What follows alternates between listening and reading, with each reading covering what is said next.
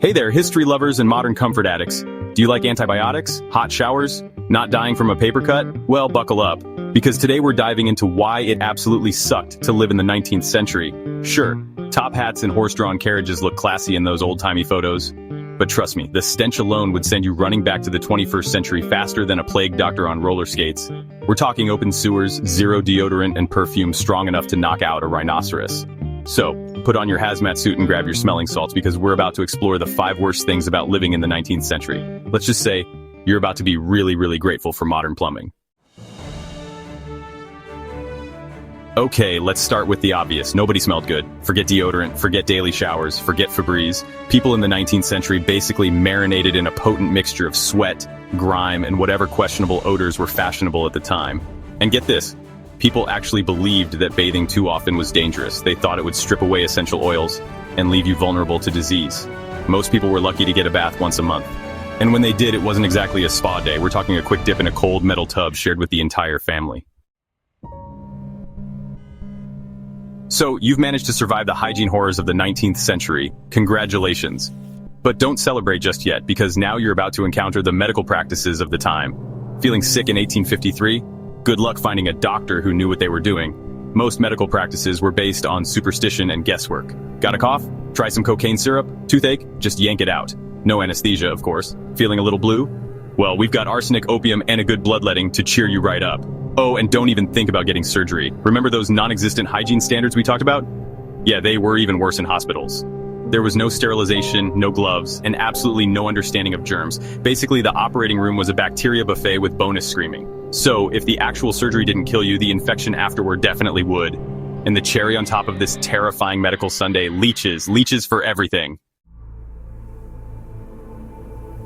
Ah, childhood. A time for carefree play, imagination, and, oh yeah, dying in a coal mine before the age of 10.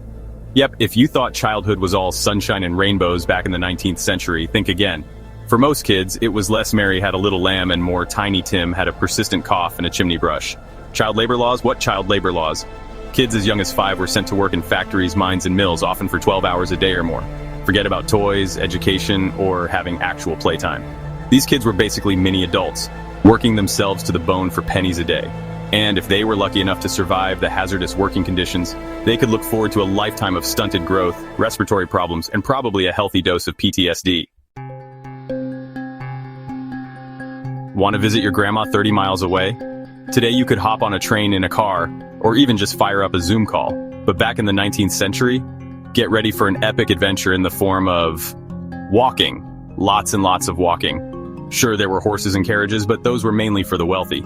If you were an average Joe or Jane who probably had it even worse, let's be real, you were lacing up your boots and hitting the dusty trail.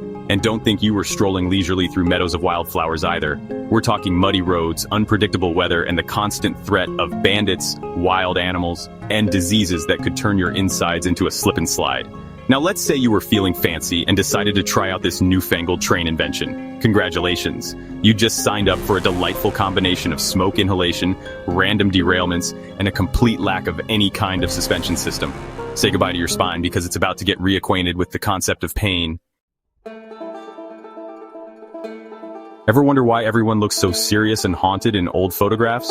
Well, besides the fact that smiling for a solid 8 minutes while holding perfectly still was basically its own form of torture, life in the 19th century was just plain rough.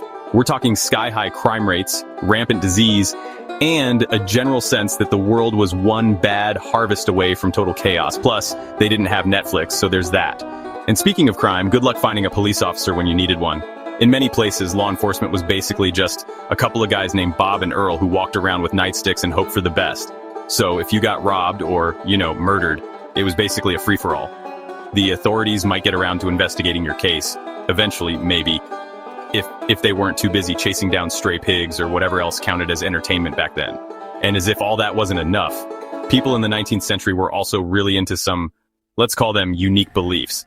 Ghosts? Totally a thing. Curses? Absolutely.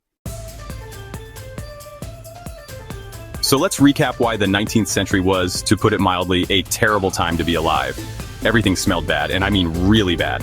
Doctors were basically just glorified leech salesmen with a side hustle in bloodletting. Kids had jobs instead of birthdays. Travel was the equivalent of medieval CrossFit, but with a higher chance of dysentery. Still think you were born in the wrong era? Be my guest. But don't forget your leeches, your chamber pot, and your trusty chimney brush. Like this strange stroll through misery and mustaches. Hit that subscribe button, and I'll bring you more weird, wonderful, and slightly horrifying moments from history.